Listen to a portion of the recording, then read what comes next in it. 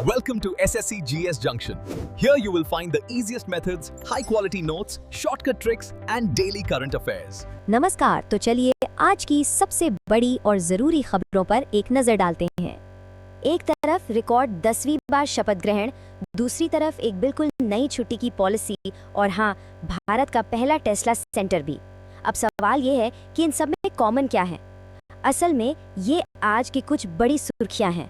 तो चलिए एक एक करके इन्हें समझते हैं और देखते हैं कि ये सब मिलकर देश की तरक्की की क्या कहानी बता रही हैं। तो सबसे पहले बात करते हैं सियासत की, देश में भी और दुनिया में भी। 10, जी हाँ, ये नंबर अपने आप में एक रिकॉर्ड है। ये उतनी बार है जितनी बार नीतीश कुमार बिहार के मुख्यमंत्री पद की शपथ ले चुके हैं। तो पटना के राजभवन में ये शपथ ग्रहण समारोह हुआ, जिसे राज्यपाल राजेंद्र विश्वनाथ आर्लेकर ने संपन्न कराया। जेडीयू के नीतीश कुमार, जिन्हें सुशासन बाबू भी कहा जाता है, उनका 10वीं बार मुख्यमंत्री बनना ये एक ऐसा राजनीतिक मील का पत्थर है जो राज्य में उनकी पकड़ को और भी ज्यादा मजबूत करता है।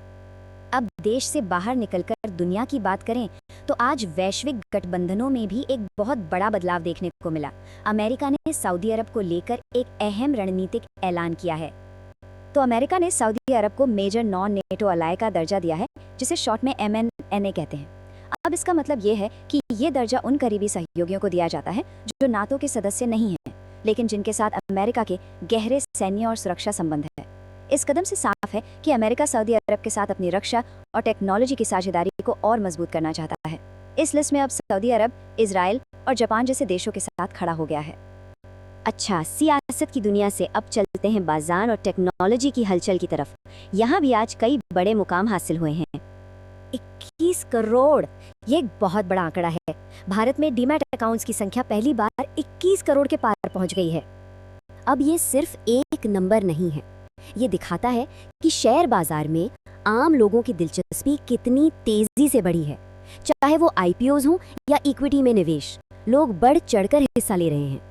और ये ग्रोथ CDSL और NSDL दोनों ही डिपॉजिटरीज में देखने को मिली है। मतलब साफ है, भारतीय निवेशक अब पहले से कहीं ज्यादा सक्रिय है। और बाजार की बात हो रही है तो एक और बड़ी खबर है। HDFC बैंक को भारत का सबसे मूल्यवान ब्रांड घोषित किया गया है। लेटेस्ट रिपोर्ट के मुताबिक अपने जबरदस्त मार्केट कैप और बेहतरीन डिजिटल सर्विसेज के दम पर HDFC बैंक ने ये टॉप पोजीशन हासिल की है। टेक की दुनिया से भी एक बड़ी खबर आ रही है।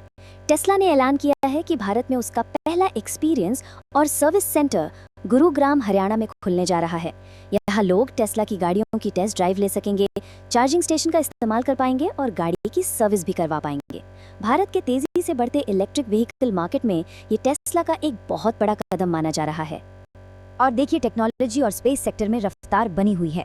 एक तरफ डेल इंडिया ने AI PC और वर्क स्टेशन मार्केट को लीड करने के लिए अनुराग अरोड़ा को नियुक्त किया है, तो दूसरी तरफ इसरो ने NSIL के जरिए अपने पहले commercial PSLV ocean sat mission का ऐलान कर दिया है। ये मिशन समुद्र के अध्ययन, मछली पकड़ने के जोन की पहचान और मौसम की भविष्यवाणी में भी मदद करेगा। तो एक तरफ AI का दौर और दूसरी तरफ स्पेस में कमर्शियल उड़ान, दोनों ही मोर्चों पर तेजी दिख रही है। चलिए अब बात करते हैं कुछ ऐसी खबरों की जो इतिहास में पहली बार हुई हैं। आज का दिन कई मायनों में पहला दिन रहा और ये एक बहुत ही ऐतिहासिक फैसला है। महिलाओं के लिए कर्नाटक एक ऐसी पॉलिसी लेकर आया है जो अब तक किसी और राज्य में नहीं है। कर्नाटक भारत का पहला ऐसा राज्य बन गया है जिसने मासिक धर्म अवकाश यानी मेंस्ट्रुअल लीव पॉलिसी को राज्य भर में लागू किया है।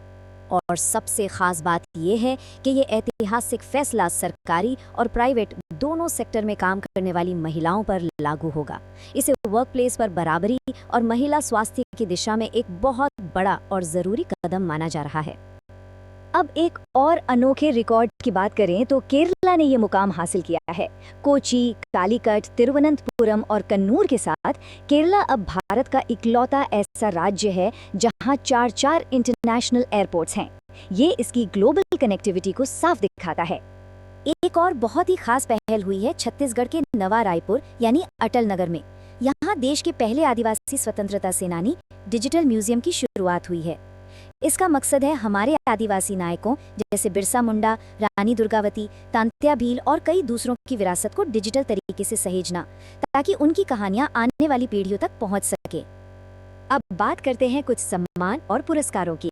देखते हैं कि दुनिया भर में मानव अधिकार और पर्यावरण के क्षेत्र में किए गए कामों को आज कैसे सराहा गया। तो देखिए, प्रतिष्ठित इंदिरा गांधी शांति पुरस्कार इस बार चिली की पूर्व राष्ट्रपति और यूएन ह्यूमन राइट्स चीफ रही मिशेल बाचेलेट को दिया गया है।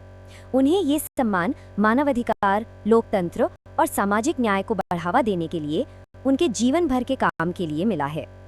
वहीं दूसरी तरफ हॉलीवुड एक्टर और पर्यावरण कार्यकर्ता लियोनार्डो डिकैप्रियो को डेजर्ट पाम अचीवमेंट अवार्ड से नवाजा गया। उन्हें ये सम्मान सिर्फ फिल्म इंडस्ट्री में उनके योगदान के लिए नहीं बल्कि पर्यावरण संरक्षण के लिए उनके काम के लिए भी दिया गया है। जैसा कि हम सब जानते हैं, वो क्लाइमेट चेंज पर एक बहुत मुखर आवाज रहे हैं। और आखिर में आज का दिन कुछ अहम तारीखों को याद करने का भी है, इतिहास के उन पलों को याद करने का जिन्होंने हमें एक दिशा दी। आज यानी 20 नवंबर को वर्ल्ड चिल्ड्रंस डे मनाया जाता है। ये तारीख बहुत खास है। 1959 में इसी दिन यूएन जनरल असेंबली ने बच्चों के अधिकारों की घोषणा को अपनाया था और फिर ठीक 30 साल बाद 1989 में बाल अधिकारों पर कन्वेंशन को अपनाया गया। तो आज का दिन दुनिया भर के बच्चों के अधिकारों और उनके कल्याण को समर्पित है। और इसी के साथ हम गुरु तेग बहादुर जी के महान बलिदान को भी याद करते हैं। उन्हें हिंद दी चादर यानी भारत की ढाल कहा जाता है। 24 नवंबर को उनका शहादत दिवस है, जो हमें धार्मिक आज़ादी की रक्षा के लिए दिए गए उनके सर्वोच्च बलिदान की याद दिलाता है और उसका सम्मान करने का मौका देता है। तो आज हमने देखा कि कैसे एक ही दिन में सियासत के रिकॉर्ड बनते हैं, अर्थव्यवस्था में नए आंकड़े आते हैं और समाज में तरक्की के नए रास्ते खुलते हैं। नई नीतियों से लेकर नई टेक्नोलॉजी तक। सोचने वाली बात यह है कि आज की इन खबरों में से कौन सी कहानी आने वाले कल को सबसे ज्यादा शक्ल देगी।